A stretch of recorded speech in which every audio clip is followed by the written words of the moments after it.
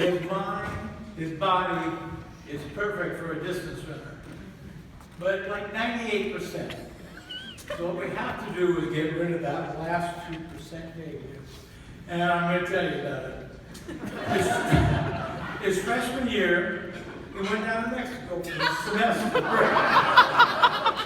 And then we found out that Crosby sleepwalks. And we also found out that he sleptwalked on top of a roof and fell and broke his leg. Not a good way to start your track experience. Fortunately, it never happened again.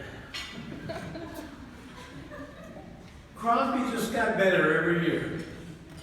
He was the leader of his team, and definitely every year he improved, and I think he had the team improve with him. It's not so much his vocal leading, because he was actually pretty quiet, but in the quiet leadership and his quiet commitment to running got him better, and I think got the team better. And whether he was running in the mountains or working on core muscle groups in the gym, he did it and the team did it. And I think seeing all of his team here tonight is a tribute to him. And I'd like all the team that ran with him to stand up, applaud yourself, and everybody else applaud him.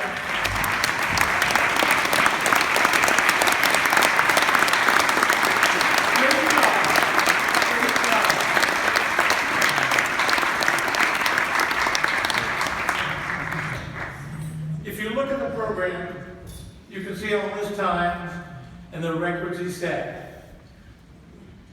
Especially the 10,000 meter record. Breaking 30 minutes is a rare occurrence in Division III. And I think it's the best time anybody in the conference has ever done in the 10,000. And the other interesting thing and pretty powerful thing is he's the first Pomona-Pitzer runner to be both an All-American in cross-country and track. And his finish of 5th in place in cross-country is the highest finish by a Pomona-Pitzer distance runner. He's kept running, he's kept in touch with his fellow runners, and I think it's a tribute to all he's done that he's both All-American and now in the Hall of Fame at Pomona-Pitzer.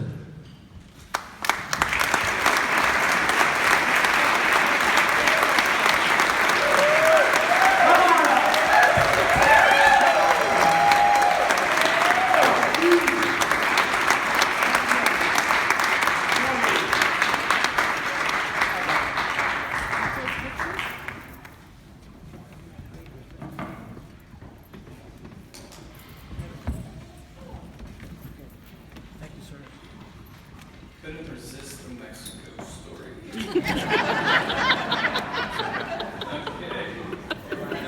This is great. So I've been lucky enough to attend a few of these as a spectator in the past. My senior year, we kind of slumped in the back and kind of glanced sidelong at each other. Look at these old guys up here. And sneak over to the open bar, the dessert table. And that's not really a bright future to look forward to. But hey, look at me now. I'm here. So you young guys, this is like, imagine yourself up here someday. Pat, that was great, thanks. It really means a lot to share this with you. And Hall of Fame inductee yourself. You gave 30 years to this place. That's an accomplishment. It's amazing. Most people are amazing.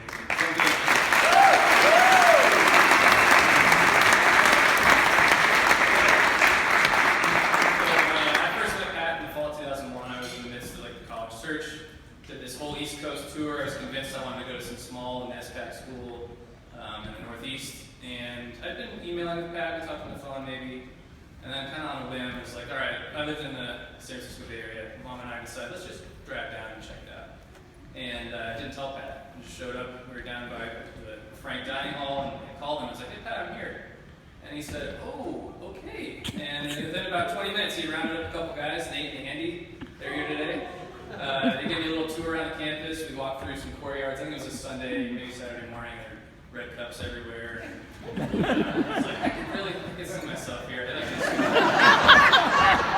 I like these guys. So, yeah, that's great. I mean, that was a started it really. I had no more interest in the Northeast, and I was fixated on Pomona. I arrived as a freshman. My first run here was with Braden. He's here too. It was this death march up Mills to the Wilderness Park for like a 12-mile run. I don't think I'd ever run that far in my life at that point. We stopped sweating about halfway through. Like, it was just terrible. And as a freshman, I'm like, well, geez, this is like the show. I mean, kind of, it's Division III, but still, it's like, I had to really put my big boy pants on. And the next day, I met a fellow freshman, Chris. He's here too. And instead of running all the way up there, we drove. So we cut out about 6 miles and took it real easy. But from then on, it just snowballed from there. I got to meet all the other guys. It felt really natural. A lot of you probably seen running shorts, like really short, and we all kind of wear these like diaper type shorts at the time. They were almost from probably the early '90s. But the message it sent to me was that these guys take it seriously, but not too seriously, and that was like perfect for my approach to running, at least at the time. And yeah, the team, the camaraderie, the instant connections, that's I think really the main takeaway I had from just being up here today, is that it's a lot of these guys I'm looking at who are here who made this possible for me. You guys contributed to this in ways you have no idea, really. You inspired me probably more than I inspired you, and I really do mean that. The most vivid memories, we had a lot of great racing times, but the most vivid ones are definitely the more mundane moments. And I'm just going to list a few, and I'll try to limit the inside jokes, because it's really only interesting to me and them. But remember the dining hall? Remember wishing that they have eggs because you're 15 miles into your 16-mile long run, and you know that they had them, but you were a little delirious and you weren't sure that they would? That was great. And then you just pile as many as you can on your tray, and it's incredible. The ice baths and like really making the training staff nervous. We had too many guys in the tub. Doing core in rains, like on the rug. Like we didn't even put towels down. In hindsight, that's disgusting. I can't imagine what people were thinking like as they're walking by, but in our mind, we're doing work. We're doing core. Sweating into that rug, and I hope our sweat's still in that rug. If you do replace it, I'd like to take a square of it for myself. Riding in the van with Pat, he drives with 2 feet even with an automatic transmission. Told a Mexico story. That smell of Prado. Prado's a race course we race at, and it's just like right by all these agriculture fields, and as an endurance athlete, oxygen's really important, and breathing that in is just, I don't know if you can't get that out of your nostrils for months. Rizzo, Colin, remember Rizzo? And there's all these other ones, so I'll stop with the memories there. But basically, the point of all that is really it's like this network of guys that were around me. And any runner, I think any athlete, and probably most people, even if you're not athletic, recognize that you succeed in life because of this network of people. It's not, your individual efforts matter, but it's really these other people that create opportunities and encourage you and help you during the lows as well as during the highs. And that camaraderie, I couldn't, can't say thank you enough, but that was the biggest thing for me. But really, at the helm of all this was Pat. He saw something in me, he encouraged me to apply to Pomona, kind of in his own way. He's not overly enthusiastic. He said, yeah, you should apply, you come run here, you do well. And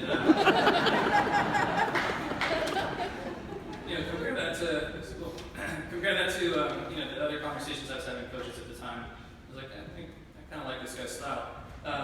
He sets a high bar.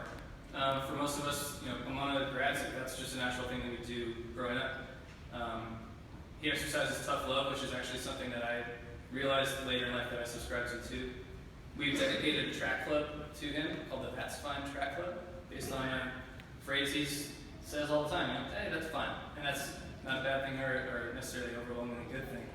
But it's fine, and that's kind of where we needed to be.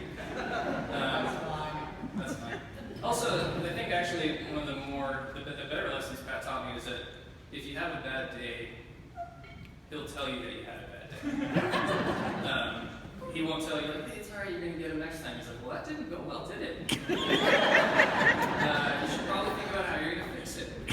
And, he helped me through it, but really that forced me to be a little more introspective and think about what I needed to do better and how I could improve.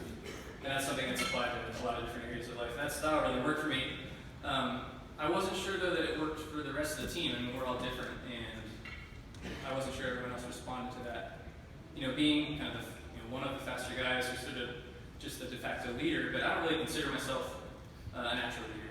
I'm not like a visionary thinker. I don't think of myself as like this great orator, as you're kind of seeing now. And the truth is, like, I'm actually highly impressionable, and I think that's why I love being around you guys so much. Like, could you imagine having hundreds of hours of one-on-one conversation with future doctors, lawyers, financiers, PhD guys, and we had one professional runner, that was cool. But these were my peers on the verge of really great things, and I had all this time to just soak it up and be a part of it and feel in awe. I was in awe of you guys. I still am. So that was amazing. So I mean, that was really the biggest takeaway for me, and I feel enormous gratitude for that. So today, I'm coming to terms with the fact that my fastest times are behind me. I'll never run a faster time at any distance that I've already done, unless I decide to do some of this stupid ultra distance stuff. But what's never going to go away is those memories, these bonds that we formed. I mean, why you guys made the trip down, that means the world to me. So, just going to close with one thing to the current team, and some thanks to any of you guys who are still running and living the dream. Soak it all up, seriously. It's going to be over quick. Create those memories, really. Like, go out of your way to do something silly or fun. Say yes to everything. Do that extra mile if you can. Or if there's one more rep on the table, go and do it. Don't cut it short. And lastly, don't forget the name of the game, and don't shorts. Alright, so just to close with some thanks. Pomona, this is an amazing college. Every opportunity is possible here. We kind of joke that it's a country club, but this is spectacular. I had to remind myself to not take it for granted as a student. I still look back really fondly on it, so really thank the college and the administration. The training room staff, actually, they were kind of behind the scenes helping us get better, improve, stay healthy. They're sort of unsung heroes, in my opinion. They put up with a lot of our antics.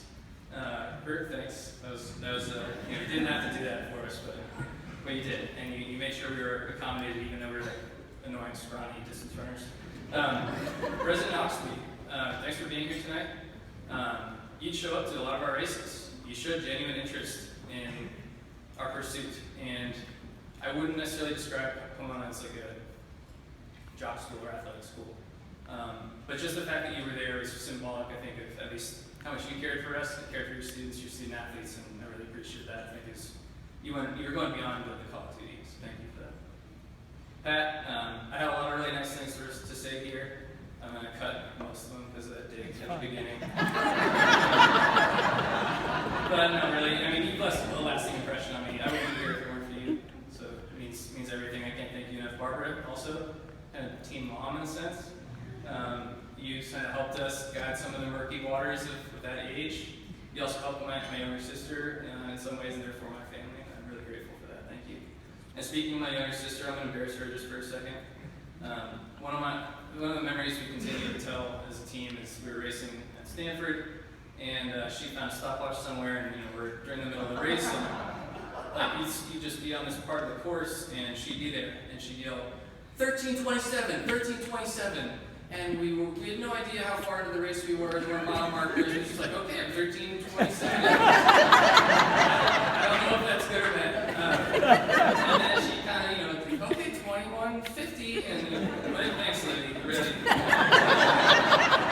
But no, but more seriously, you've grown up to be an amazing woman, and you inspire me in ways you don't know either. And as you do remind me, and now I think I've seen the light. You are the favorite child, so good. And then my parents, lastly. Dad. My dad was a 2:27 marathoner in his day. If you know marathon terms, that's moving. And that gave me something, 84, right? I'm a competitive guy, and I wanted to take down that family record. But really, you taught me how to put in the work. Some of the memories I have were like riding my bike alongside you, and we'd hit a hill, and I'd start crying because I didn't want to ride up the hill. And so grab a seat post and push me up while running, and I was like, wow, this guy's really strong. I want to be like that someday. Love for the outdoors, that go for it mentality. You taught me that. And Mom, last one, you you encourage me to not let any opportunities pass. You encourage me to go to Pomona, or to really make the choice my own, but you like Pomona too, and I think in hindsight it was one of the best decisions I've made. And you taught me to be tough, but also compassionate. And you're always in my corner, and you always have my back. It means everything. So, thanks, Mom. Thank you. And that's it. Thanks, everyone. I appreciate it.